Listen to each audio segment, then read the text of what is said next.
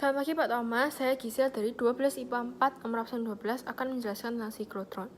Jadi, siklotron adalah alat untuk mempercepat kecepatan partikel.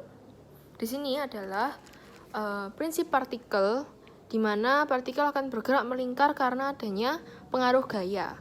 Dimana ketika ada medan magnet yang masuk ke dalam, lalu ada partikel di sini, maka akan terjadi kecepatan ke arah atas dan gaya ke arah sini, sehingga terjadi gerak melingkar.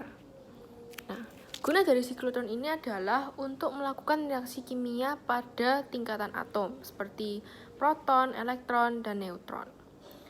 Cara kerja siklotron adalah ketika ada dua bidang, satunya plus, yang satunya minus, lalu dialiri oleh aliran arus bolak-balik atau AC, dan di tengah-tengahnya ada celah untuk proton, dan akan diberi medan magnet.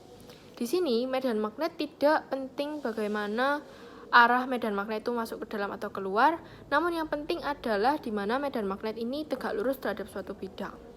Nah, fungsi dialiri dari aliran arus bolak-balik itu menyebabkan adanya perbedaan kutub setiap waktu, di mana yang ini akan menjadi plus, minus, dan akan terjadi min, plus, dan seterusnya.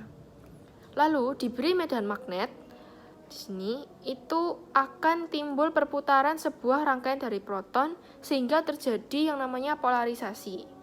Nah, karena adanya pengaruh polarisasi dalam listrik, dan ini akan menyebabkan terjadinya perubahan kecepatan. Dan medan magnet ini tidak menyebabkan perubahan kecepatan, melainkan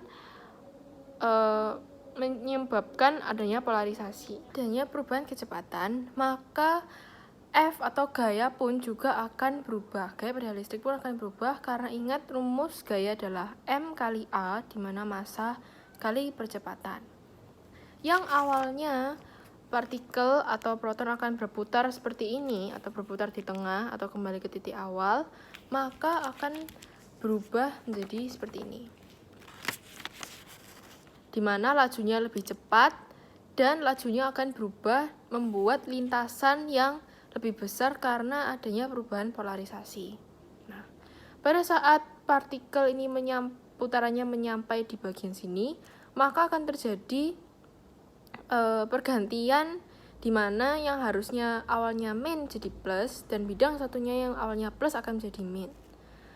Lalu, ketika sampai pada di bagian bidang yang satunya akan terjadi perubahan lagi dan seterusnya hingga berputar-putar sampai tidak ada tempat untuk berputar. Maka proton yang bergerak lebih cepat akan keluar dan bergerak lebih cepat untuk ditembakkan pada sasaran dan menghasilkan reaksi. Karena saat kecepatan besar, sehingga energi kinetik pun juga akan sangat besar, di mana rumus energi kinetik adalah setengah mv kuadrat, di mana setengah massa kali kecepatan pangkat kuadrat.